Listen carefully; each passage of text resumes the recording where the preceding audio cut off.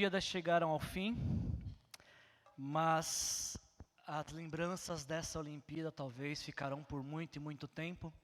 Nesse mês de agosto a gente está terminando na verdade hoje, uma série de mensagens chamada Rumo à Glória, que foi uma série de mensagens que a gente fez em paralelo com as Olimpíadas deste ano na França. E os organizadores das Olimpíadas disseram que essa seria uma Olimpíada inesquecível. Eu tenho certeza que não era isso bem isso que eles estavam pensando, mas eles não contavam que uma das delegações que fariam parte das provas seria a delegação de Fiji, das Ilhas Fiji, cujo o hino nacional é baseado sobre uma melodia do cantor cristão ou da harpa cristã, mais precisamente o hino 212 da harpa cristã, chamada Os Guerreiros se Preparam.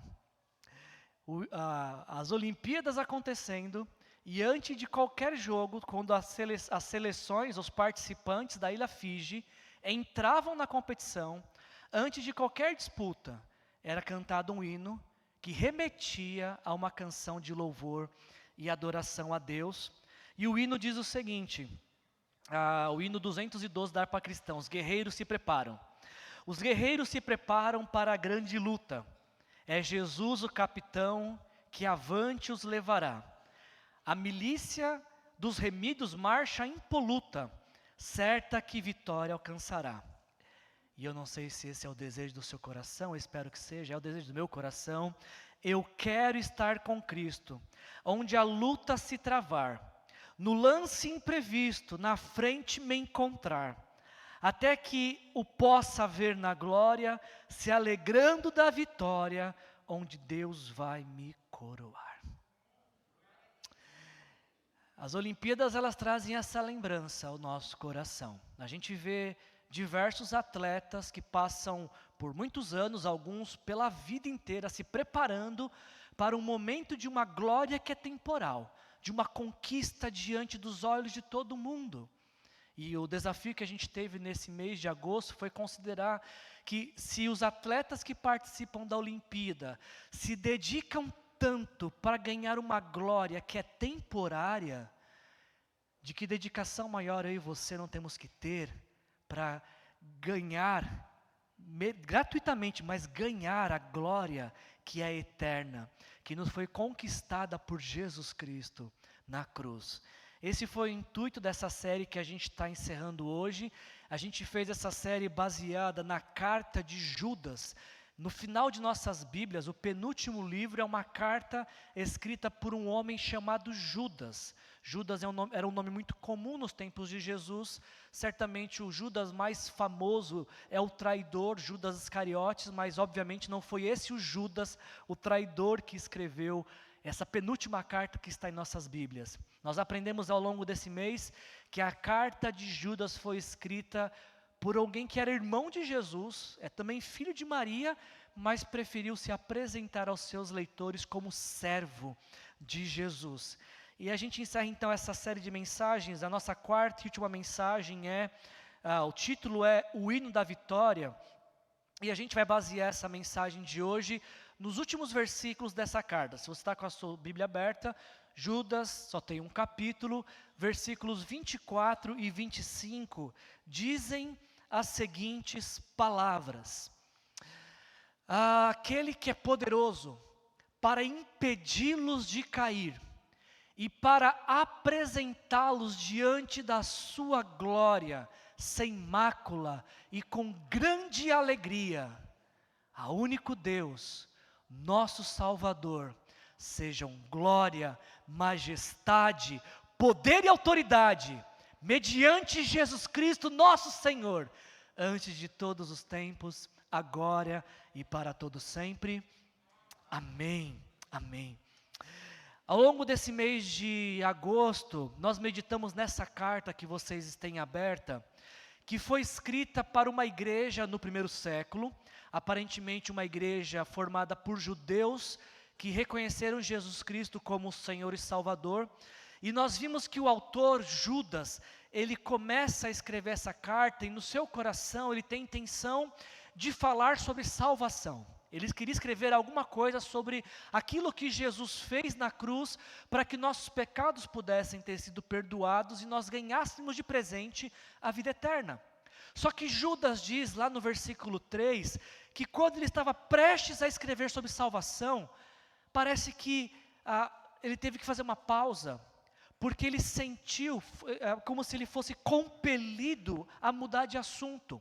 Ele decide deixar o assunto salvação de lado e começa a escrever sobre a batalha pela fé que nos foi entregue.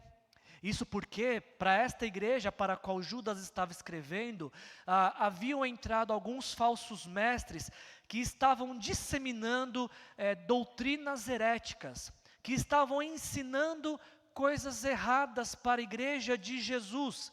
Estavam dizendo que a igreja de Jesus poderia viver em pecado porque a graça era suficiente para perdoar todos os pecados, então não importava o que eles faziam, e dessa forma então negavam o Senhor Jesus Cristo.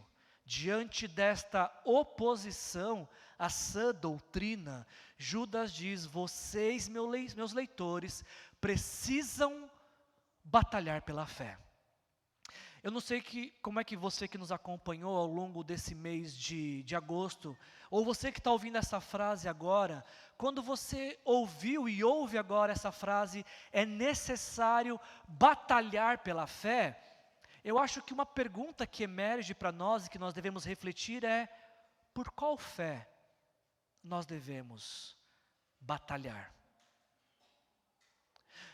E mais interessante que isso é, por qual fé você batalha? Existe alguma expressão de fé, alguma confissão de fé que você protege, guarda e enfrenta o que for necessário para que isso fique protegido? Qual é a fé pela qual você batalha? No que é que você acredita? Quais são as suas crenças fundamentais, das quais você não está disposto a abrir mão por nada deste mundo? É sobre isso que Judas está falando.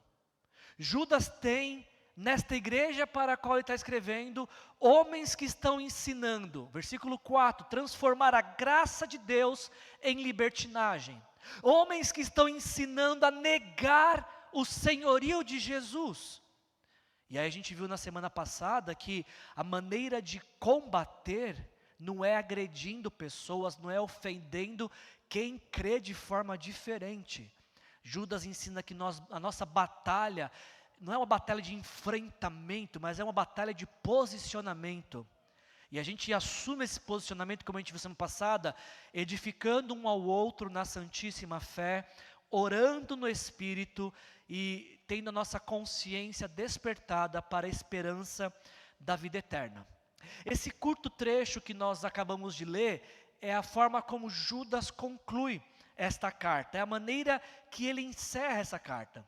Depois de ter falado de um assunto tão desgastante que é a batalha pela fé, Judas gasta a maior parte de sua carta descrevendo as características desses falsos mestres, desses falsos profetas, e quando ele vai chegando ao final desta carta, Judas encerra sua fala com uma doxologia.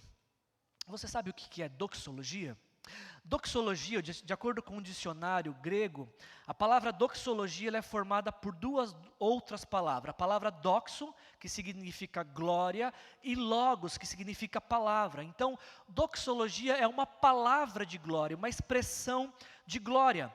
A gente vê diversas doxologias espalhadas pelas Escrituras, que essa ideia de uma expressão de exultação. É como se cada um dos autores estivessem escrevendo um texto e movidos e inspirados por aquele texto, eles explodissem numa expressão de louvor e adoração a Deus. Deixa eu te demonstrar algumas de muitas doxologias que nós temos na Bíblia. Por exemplo, em Romanos capítulo 16, versículo 25 a 27, o apóstolo Paulo está escrevendo essa carta aos romanos, mas parece que ele fica tão empolgado no meio dessa escrita, que ele explode em uma expressão de adoração, e no meio de sua escrita ele para dizer: aquele que tem poder para confirmá-los pelo meu evangelho e pela proclamação de Jesus Cristo, de acordo com a revelação do mistério oculto nos tempos passados, mas agora revelado e dado a conhecer pelas escrituras proféticas, por ordem do nosso Deus eterno, para que todas as nações venham a crer nele e a obedecer-lhe. Ao único Deus sábio, seja glória para todos sempre, por meio de Jesus Cristo. Amém. Parece que Paulo se empolgava bastante, era muito frequente ele se empolgar, porque ele faz a mesma coisa em Efésios capítulo 3, versículos 20 e 21, quando ele diz: aquele que é capaz de fazer infinitamente mais do que tudo o que pedimos ou pensamos, de acordo com o seu poder que atua em nós. Presta atenção, esse poder já está atuando, não é um poder que vai atuar, é um poder que atua hoje, agora. Talvez Paulo está sentindo esse poder já atuando, e por isso ele diz, de acordo com o seu poder que atua em nós, a ele seja a glória na igreja, e em Cristo Jesus, por todas as gerações, para todos sempre, amém. Não foi Paulo que escreveu, penso eu, mas não ficaria surpreso se tivesse sido ele que escreveu, porque em Hebreus, capítulo 13, versículos 20 a 21, vemos mais uma doxologia, onde o autor de Hebreus diz: o Deus da paz, que pelo sangue da aliança eterna, trouxe de volta dentre os mortos ao nosso Senhor Jesus, o grande pastor das ovelhas, os aperfeiçoe em todo bem, para fazerem a vontade dEle, e opera em nós o que lhe é agradável, mediante Jesus Cristo, a quem seja a glória para todos sempre. Nós dizemos amém. Deus seja louvado. Não empolga realmente? Eu acho que eu entendo o que eles passaram, porque isso leva o nosso coração de fato a reconhecer quem Deus é, a grandeza do Senhor. Existem diversas doxologias na Bíblia, nossas Bíblias estão recheadas de doxologias, a maioria delas termina com a palavra amém. Você pode fazer essa busca na sua Bíblia. Com a carta de Judas não é diferente. Me chama a atenção o fato de, depois de Judas falar sobre batalha, ao término da batalha, ele ter um hino de louvor a Deus, um hino de vitória, um hino de adoração pela vitória que Deus iria conceder àqueles leitores. Essas doxologias, não sei se você percebeu ao longo da leitura, mas elas têm algumas coisas em comum. Olhando apenas esses 3 textos que nós vimos, 4 na verdade com o texto de Judas, todas essas doxologias elas têm em comum. Perceba que tudo fala sobre a glória que é dada a Deus. A Deus seja toda glória, Ele é digno de toda glória. Perceba também que em todas as doxologias é dito que nós entregamos a glória a Deus por meio de Jesus Cristo. É através de Jesus que nós glorificamos a Deus. Esta glória, esta adoração é para todo sempre. E todo sempre nós dizemos amém para tudo aquilo que dá glória e louvores a Deus mediante a Jesus.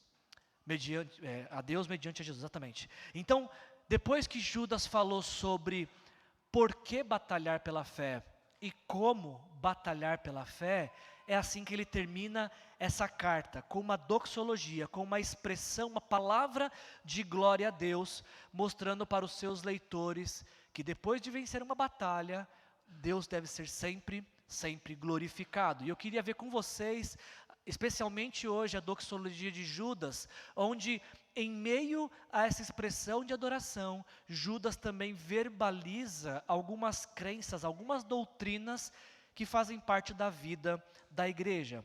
Perceba que Judas começa a sua doxologia, ele começa a sua expressão de glória a Deus, reconhecendo que nosso Deus é onipotente, Ele é poderoso. Judas começa essa expressão de adoração dizendo: dirijo-me àquele que é poderoso. Judas ele reconhece o poder de Deus.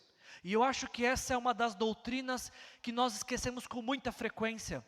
Nós com muita frequência esquecemos da onipotência de Deus, de que Deus é poderoso. Não há limites para o poder de atuação de Deus. E eu digo que nós esquecemos, me parece que nós esquecemos isso com frequência, porque com frequência ficamos abalados com as coisas que nos acontecem no tempo presente.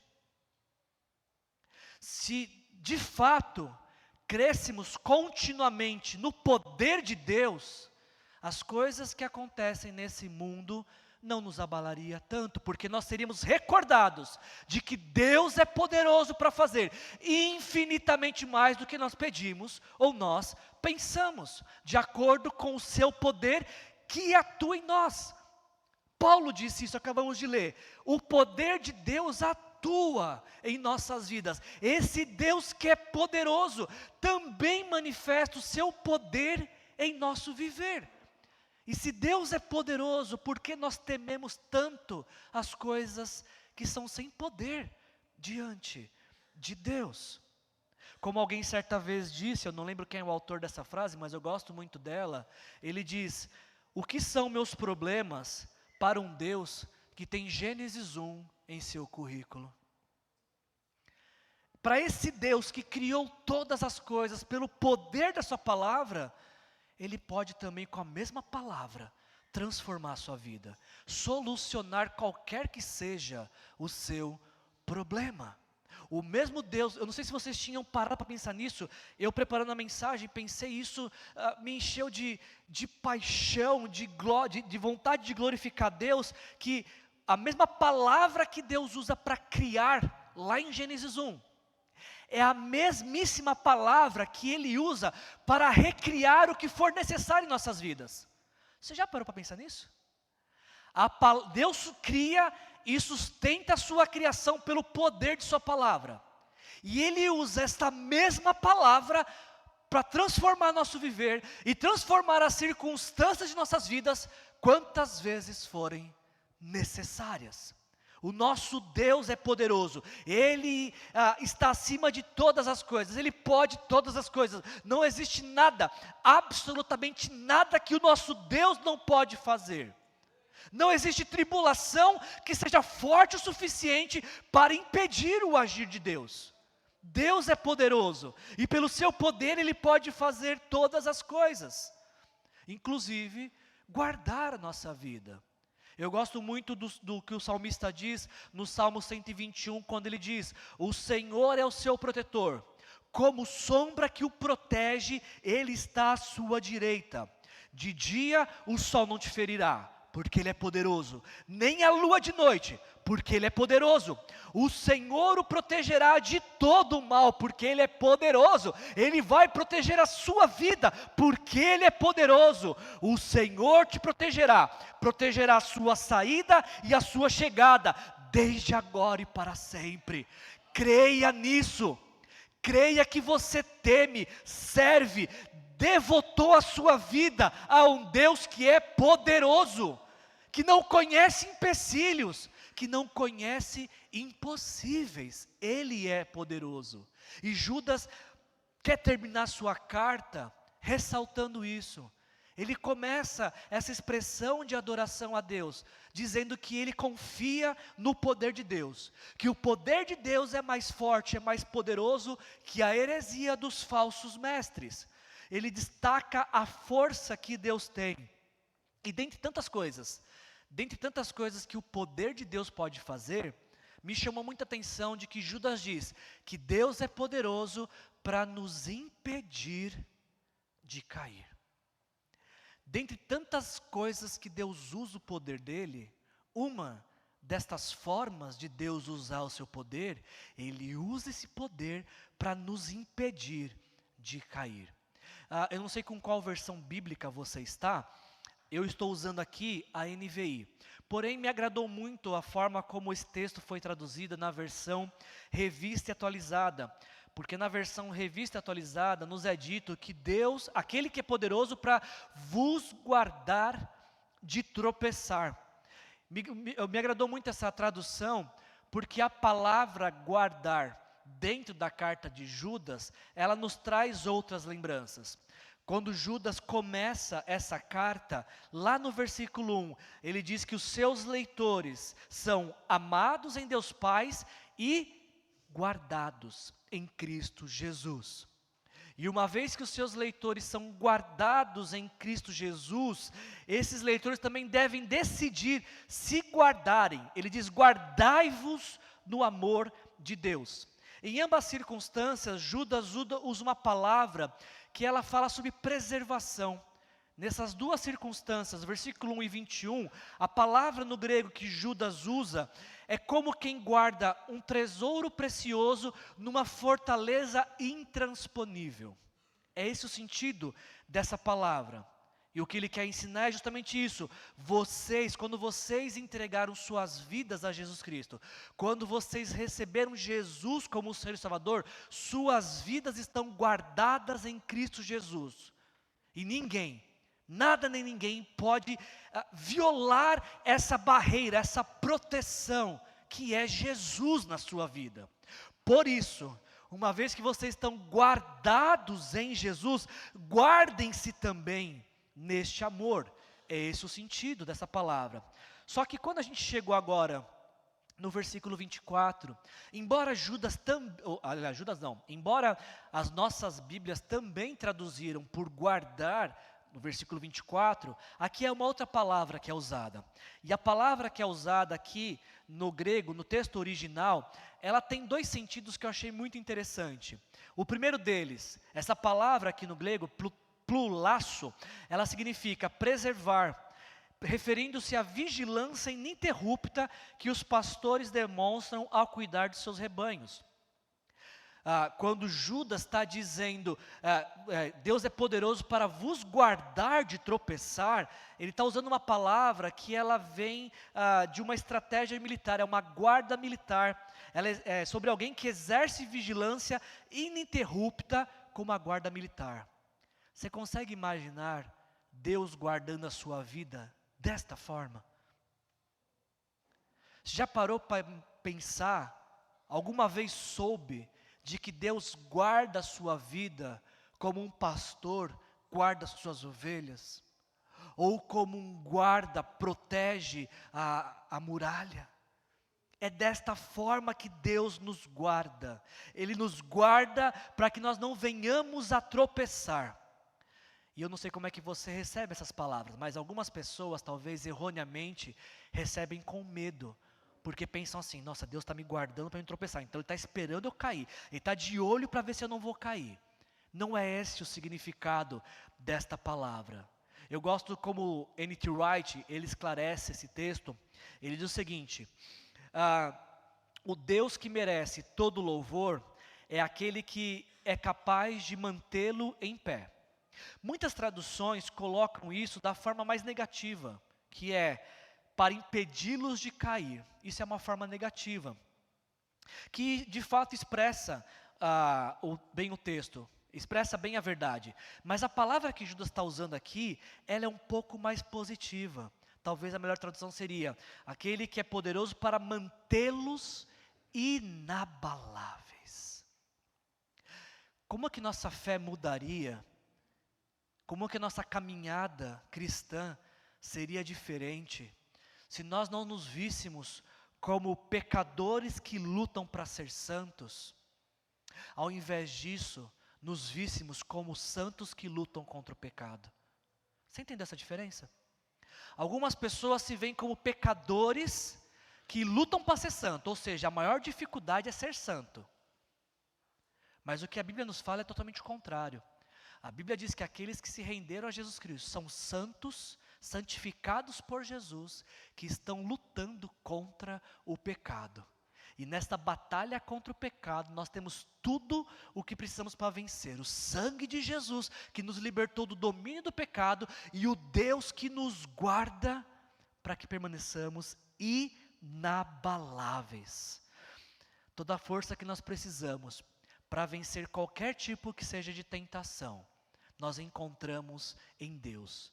Deus é o maior interessado em que nós vençamos as nossas tentações. Tanto que Tanto que, em 1 Coríntios, capítulo 10, versículo 3, o apóstolo Paulo diz que não veio sobre vocês tentação que não fosse comum aos homens. Ou seja, a tentação que você passa, você pode não acreditar, mas tem diversas pessoas aqui, para não dizer todos, que passam igual.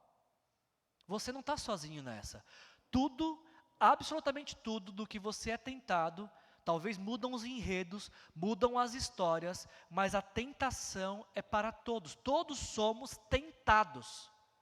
E Paulo fala que nenhuma dessas nossas tentações, elas são de natureza que não são comuns aos homens. Jamais poderemos dizer assim, caí em pecado porque a tentação foi mais forte que eu. Nossa, nunca vi uma tentação dessa, deve ser nova, eu devo ter estreado essa tentação. Jamais poderemos dizer isso. Paulo diz, não venham sobre vocês tentação que não fosse comum. Além disso, Deus é fiel, Ele não permitirá que vocês sejam tentados além do que possam suportar. Ou seja, cai mais um mito aqui de que a carne é fraca. Já ouviu essa? A carne é fraca, cair porque a carne é fraca. Como se pecado fosse vitamina para fortalecer o combate. Não, ninguém pode dizer pequei porque a carne é fraca.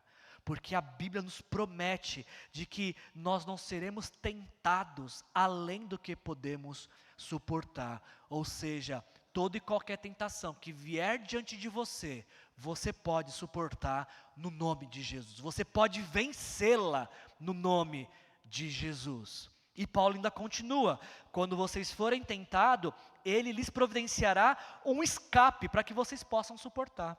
Olha que coisa fantástica. Então, além de que aquilo que nós passamos, todo mundo passa. Além de que aquilo que passamos, podemos suportar no nome de Jesus. Além disso, Deus dá uma saída. Deus mostra uma outra direção, para que a gente não venha a pecar. E é por isso então que podemos permanecer inabaláveis. Porque Deus nos proporciona inúmeras formas de vencer o pecado. E Ele faz isso por um único motivo, como nos mostra Judas. Ele faz isso, Ele nos guarda para que nos apresentar a Ele, diante dEle, diante da sua glória, sem mácula e com grande alegria. Essa é uma de muitas promessas que nós temos nas Escrituras. Quando nós entregamos nossa vida para Jesus, quando nós reconhecemos que na cruz, Jesus morre pelos nossos pecados, então nós entregamos, nos arrependemos desses pecados, entregamos nossa vida para Ele, recebemos Jesus como nosso Senhor e Salvador, a forma que passamos a ser visto, não é mais como pecadores perdidos a caminho do inferno. Graças aos feitos de Jesus na cruz, quando Deus olha para nós, agora Ele enxerga a vida de Jesus derramada sobre nós, de forma que deixamos de ser pecadores perdidos a caminho do inferno, para sermos filhos amados a caminho da eternidade. É assim que o Pai nos enxerga, é assim que Deus olha para nós, graças aos feitos de Jesus na cruz.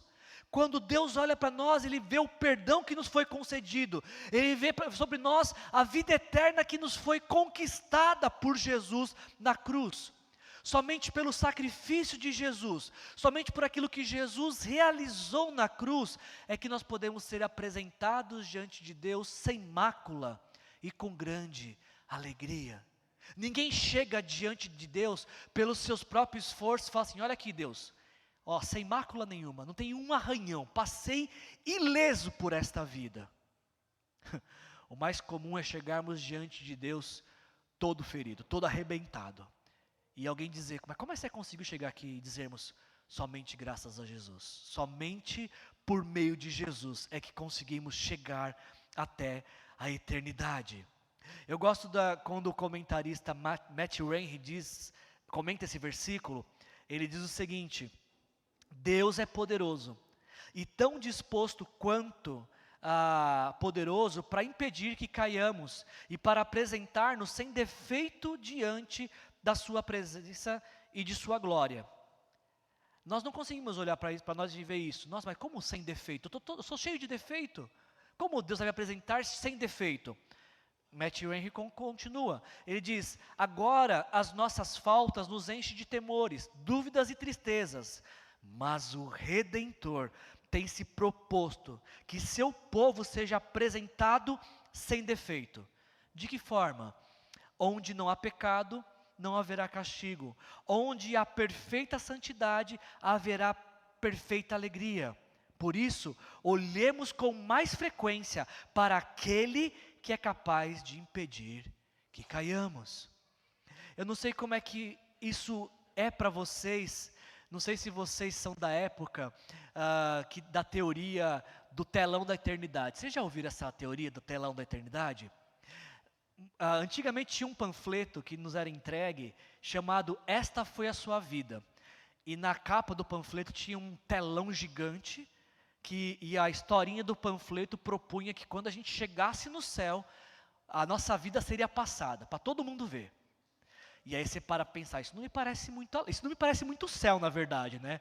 Não me parece muito alegre isso. Como é que eu vou chegar alegre, sabendo que os meus pecados, a minha vida, os meus erros, vão ser desnudos, vai passar em rede mundial, na verdade, não, rede mundial, todo mundo vai ver o que eu vivi. Eu confesso para vocês que nos meus primeiros dias de fé cristã, eu tinha muito medo de não ir para o céu. Porque eu ficava pensando assim, imagina, se quando Jesus voltar, ele me pega no flagrante pecando. Ele não vai me levar. Eu tinha muito medo de perder minha salvação, porque eu pensava que se quando Jesus voltasse para buscar a igreja, eu desse o azar de naquela exata hora eu estar pecando, ele não ia me levar. Como é que ele vai levar alguém que está pecando para o céu? E aí eu ficava nesse temor. Não, eu preciso tomar cuidado onde eu piso, o que eu ando, o que eu falo, o que eu vejo, porque se eu pecar, Jesus não me leva mais. Você tinha esse temor também? Eu morria de medo, gente, de perder a salvação. Até que uma pessoa, vendo essa aflição que eu tinha, nos meus primeiros dias de fé, me deu uma figurinha do esmilinguido. Se você não sabe o que é esmilinguido, você é muito novo. Se você sabe o que é esmilinguido, você é muito velho. É simples assim. A vida é dividida entre novos depois do esmilinguido e velhos antes do esmilinguido. E a figurinha, é que eu tinha 3 anos quando eu recebi a figurinha. A figurinha fazia menção à garantia que nós temos de vida eterna. Eu acho que o texto era João capítulo 6, versículo 46, se eu não estou enganado, que diz que aquele que crê tem a vida eterna. A vida eterna é uma garantia para quem crê em Jesus. A vida eterna não é concedida mediante performance espiritual. A vida eterna é concedida para quem crê em Jesus como Senhor e Salvador. E aí então, a partir daquele dia, eu nunca mais duvidei da minha salvação. Porque eu sei que sou pecador. Eu sei que eu, mais do que ninguém, preciso do Salvador Jesus. E é justamente essa dependência e confiança na salvação de Jesus que me garante a vida eterna. Eu creio de todo o meu coração que serei salvo por Jesus, que fui salvo por Jesus, que estou sendo salvo por Jesus, e que nada, absolutamente nada, pode me fazer perder a minha vida eterna. Você também crê nisso? Você crê também que nada pode fazer você perder o presente da vida eterna? Tem um pastor, eu gosto muito das postagens que ele faz, porque ele é brilhante nos textos que ele escreve. O nome dele é Josemar Bessa. E ele disse a seguinte frase: Jesus é infinitamente melhor em me salvar do que eu sou em me perder. E olha que eu sou bom em me perder. Deixa eu repetir isso. Jesus é infinitamente melhor em me salvar do que eu em me perder. E olha que eu sou muito bom em me perder. É exatamente isso. Jesus é um melhor salvador e tem muito mais poder para me salvar do que eu sou em me perder. E olha que eu me esforço bastante por isso.